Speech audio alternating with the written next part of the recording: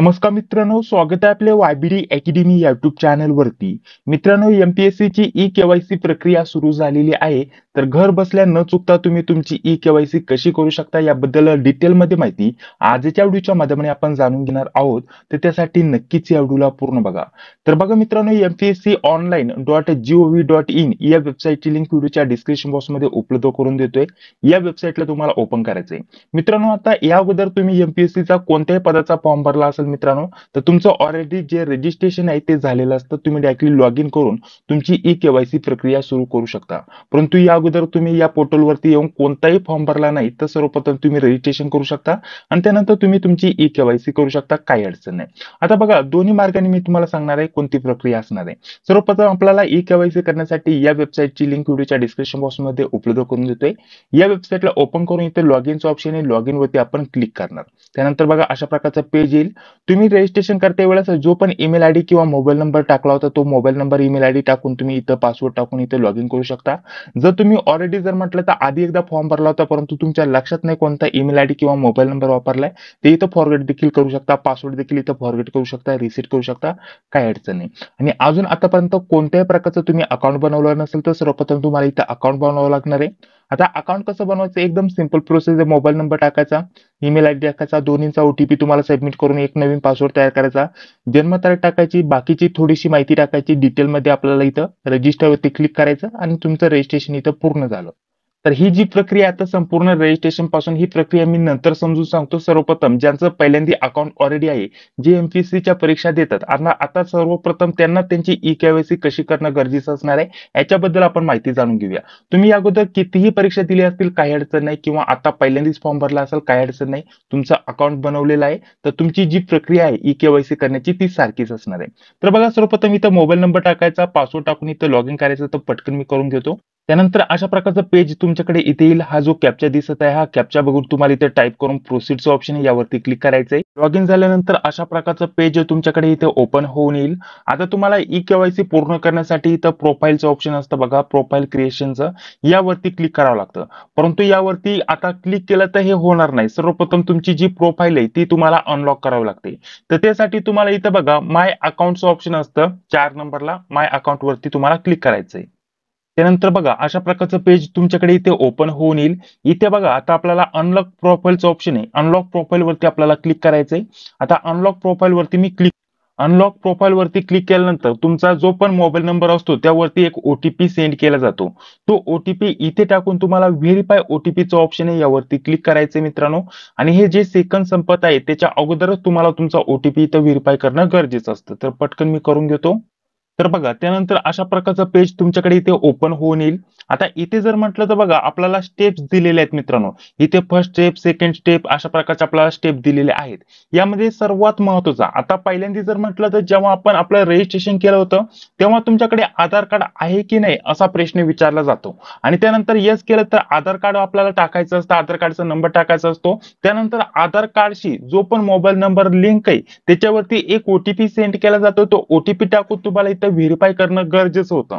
जर तेव्हा तुम्ही रजिस्ट्रेशन करते वेळेस तेव्हा ही जी प्रक्रिया आहे ती ऑलरेडी केलेली असेल तर तुमची आधार कार्डची ई केवायसी ऑलरेडी झालेली असते. कारण जो ओटीपी येतो तेव्हा तो आधार कार्डशी जो पण मोबाईल नंबर लिंक असतो त्याच्यावरतीच सेंड केलेला असतो. आणि आता जर म्हटलं तर आता जर तुम्ही लॉग इन केलं तर बघा त्या विद्यार्थ्यांकडे अशा प्रकारचे ऑप्शन आलेले मित्रांनो. आता या विद्यार्थ्याची ऑलरेडी आधार कार्डची जी ई केवायसी आहे ती ऑलरेडी झालेली आहे. कारण त्यांना रजिस्ट्रेशन करते वेळेसच त्याचा आधार कार्ड टाकून त्यासोबत त्याचा जो मोबाईल नंबर लिंक आहे त्याचा ओटीपी टाकून इथे व्हेरीफाय केलेलं असतं. त्याच्यामुळे त्याची इथे ई केवायसी पूर्ण झालेली आहे.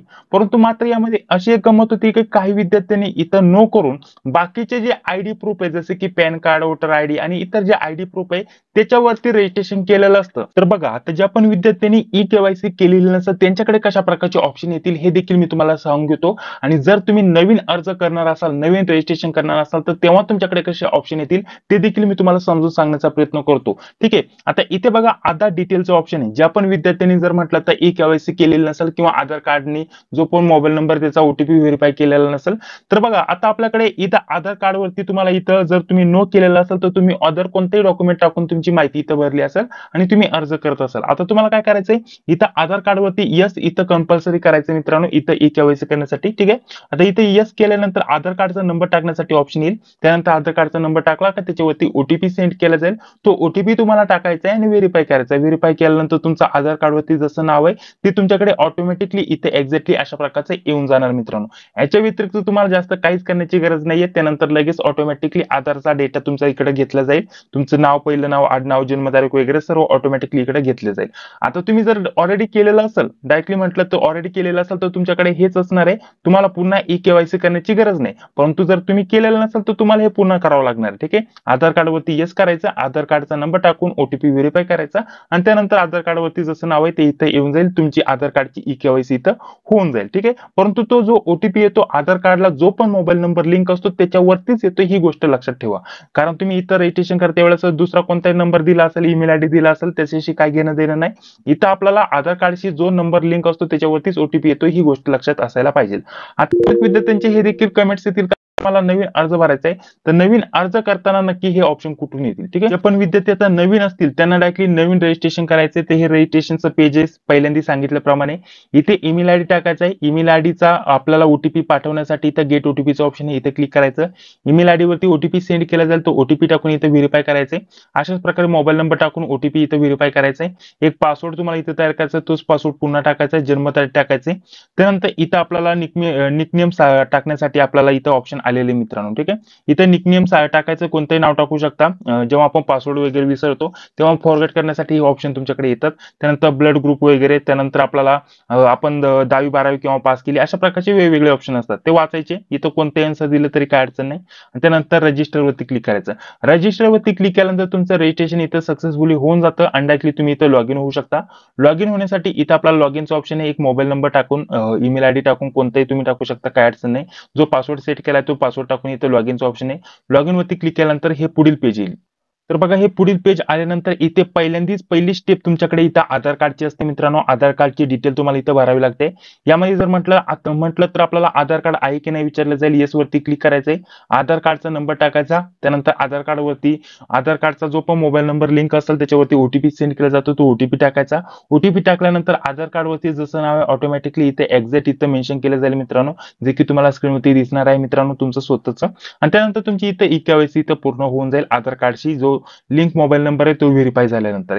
एवढीच प्रक्रिया आहे मित्रांनो, बाकी जास्त काही एक्स्ट्रा प्रक्रिया नाहीये. आणि यामध्ये अजून एक गोष्ट महत्त्वाची म्हणजे ज्यांनी पण आधीच रजिस्ट्रेशन केलेलं असेल तेव्हा देखील काहींनी ऑलरेडी हे व्हेरीफाय केलेलं आहे. बहुतेक विद्यार्थ्यांनी व्हेरीफाय केलेलं आहे, तर त्यांना पुन्हा करण्याची गरज नाही, कारण ऑलरेडी त्यांनी आधार कार्डशी जो पण मोबाईल नंबर लिंक आहे तो व्हेरीफाय केलेला असतो. आणि बाकी पुढे जर म्हटलं तर ही पहिली स्टेप आहे, त्यानंतर ही सेकंड, थर्ड अशा प्रकारचं 6 स्टेप आहे मित्रांनो.